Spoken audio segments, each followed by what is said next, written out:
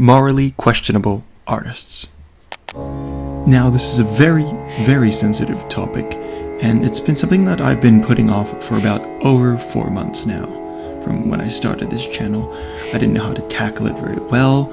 I thought being on the camera was a bit too low effort for such a serious subject, and now that I finally have the tools at my disposal, I thought, heck, this is the goddamn perfect time to make a video like this. There's a common debate I often see in art and specifically now in music itself. It's the idea of separating the art from the artist. Now, for something so simple as a basic yes or no question, there's a lot of moral gray area to this. There's a huge dilemma between people in the music community.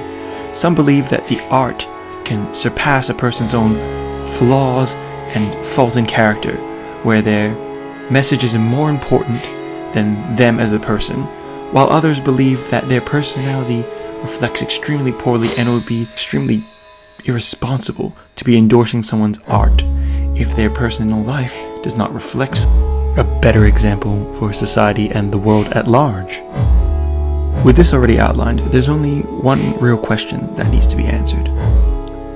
What makes a person morally questionable to listen to? Navadius Demon Wilburn, also known as the rapper Future, is the first person I'm going to tackle. Out of everyone that I am going to analyze, Future is one of the most challenging ones to do because he hasn't done anything illegal that would be deeming as breaking the law, but his character can be put into question through various action throughout the years. If we're going off a base level, his music is already a place of concern for his character. In Future's music, it reflects his life of partying, drug use, robbing, sex, and all kinds of depraved activities that he gets up to in his life with no real remorse that he shows. It's more just gallivanting and flexing his own wealth and just his general relentlessness towards his own life and the people around him. And sure, music isn't a reflection of self, truly, because some people could be playing it up for characters or even just to sell off a market of young, impressionable people. But it can be seen in glimpses through Future's life. On his Instagram, he's constantly flexing his jewelry and his wealth. He is the father of 7 children to 5 different women, and he has been open with his drug use.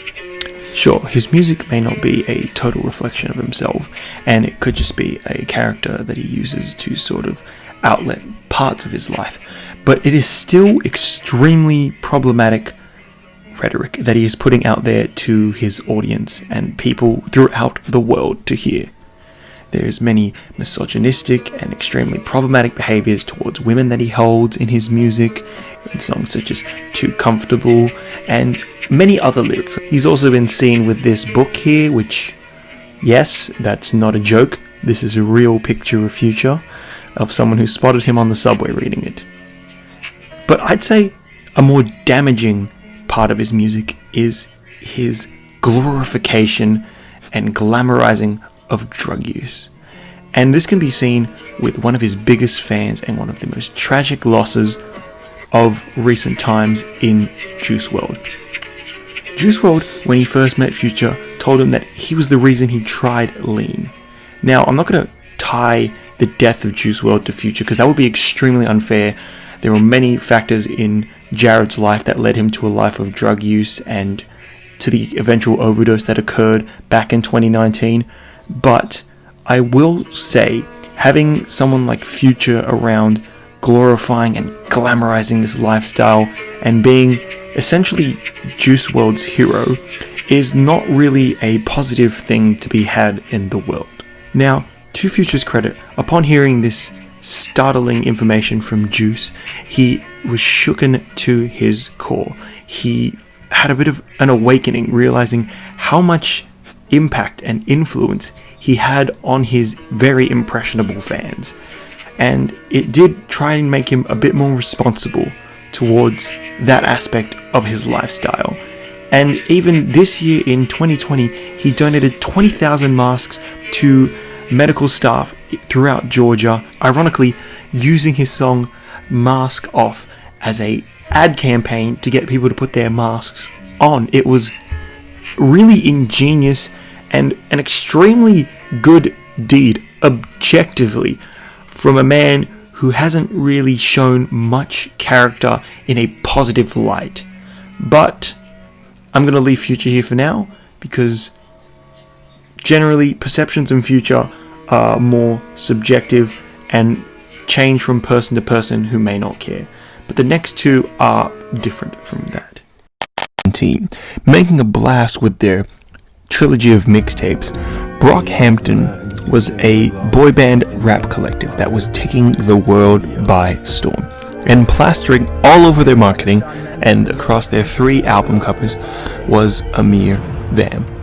I'd say he stood out from the rest of the members because he was much differently raised to the rest of them. He came from a hard life on the streets, dealing drugs, having to deal with gang violence, and it reflected in his lyrical content and just his general delivery with passion and almost bits of anger sprinkled throughout. But in 2018, after some accusations of sexual assault, he was kicked out of the group immediately. Now, he was kicked out for that, and one other thing. He had set up his fellow Brockhampton member, Dom, to be robbed by one of his gang associates, which really struck a chord, which led to his kicking out of the band immediately from that. Now, he has defended his claims of the sexual assault and has even been cleared of it, as he has faced no charges whatsoever. However, it's the fact that he doesn't address setting up his own friend to be robbed that has made Amir an extremely interesting artist. To this day, he still makes music. He even released an EP sort of addressing his life state now after being kicked out of Brockhampton and having the allegations placed against him. And it's a solid record, but there's an almost YouTuber apology-esque quality to it, where he's apologizing and addressing stuff, but he's also trying to avoid some of the main issues, and he doesn't address what he did to Dom, and he's more how betrayed he feels for the sexual assault allegations and because it led to him being kicked out and how it's ruined his life. For that, Amir is an interesting character in that regard, because he seems to want to show remorse, but he seems almost a bit too stubborn to admit his own fault in one specific area. Now, the group for that year was extremely heartbroken by this. This is a friend of many years, a founding member of their group, and to have to kick out someone so prominent to their success must have been extremely heart-wrenching. I can't even imagine doing anything like that at all. And with Amir releasing music now, with even if he has been cleared of allegations, these are still allegations and stories of him using his own position to sort of gain a sexual favor, whilst also still betraying one of his own friends' trust by setting him up for something like so heinous as a robbery. And for that, Amir is very, very hard to listen to now, because this is always going to be at the back of my head. But it isn't one of the more dubious cases today.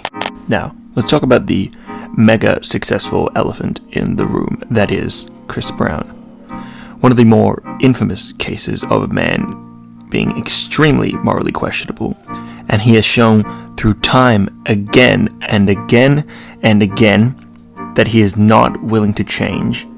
And even though his music does not reflect his own personality, it is extremely toxic to be living in an environment where a man who has been shown to have extreme anger management issues, domestic violence history, and does not appear to stop or show much remorse to these situations, be so mega successful and accepted throughout the music industry, even having a Netflix show about him and his career. From being a 16-year-old prodigy who was discovered at the age of 13, which is very young, I will say, and that is a lot of pressure to be put on someone that young, put into the spotlight. But still, he is very unstable as a person. He has been put into anger management twice and has been kicked out once.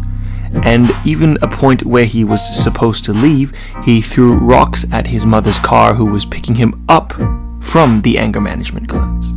Which, the irony does not escape me here. And yet, still, after all of this and after consistent patterns of behavior, Chris Brown is still worked with and successful today, with him releasing a big collaborative album with Young Thug this year, proving the point even more so. Now, I've been very harsh, but Chris Brown is an extremely talented singer, dancer, and rapper who is one of the most multi-talented people working today. And it is very hard to see someone that famous in the spotlight so present, despite having an extremely troubling history of domestic violence towards women. But he is still only 30 and he can change, and he needs to show signs of that. But for now, it is one of the most morally grey areas that not many people address here in the 21st century. Missing three specific individuals, such as these gentlemen, it may seem like I'm going down a very negative path, but this is my channel, and I would like to end this video in a very positive way by addressing two extremely good examples for why these three people can make a turnaround for the rest of their career.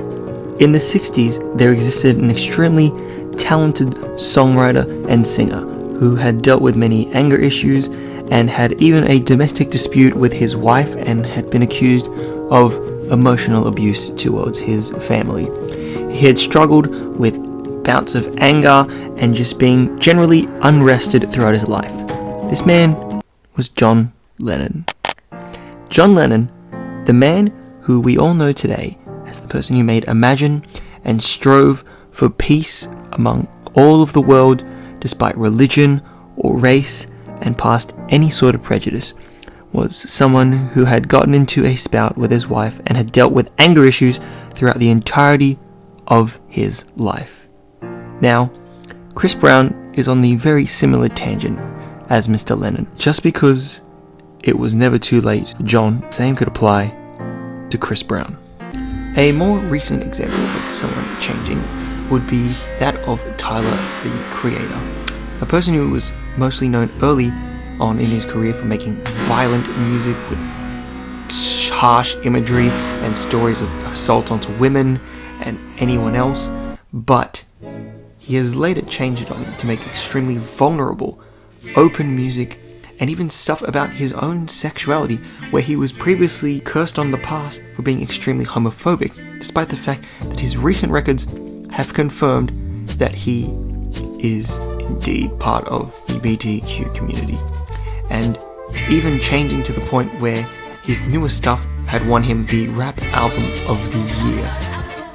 Now, a person who went from being an extremely edgy, angry child has become one of the most influential and praised artists of today. Now, am I saying that everyone I listed previously is going to have just some 180 turnaround like Tyler and John did? No, I'm not going to hold out saying that they're a lost cause, but I'm not going to give them a huge pass like society has done throughout the past few years.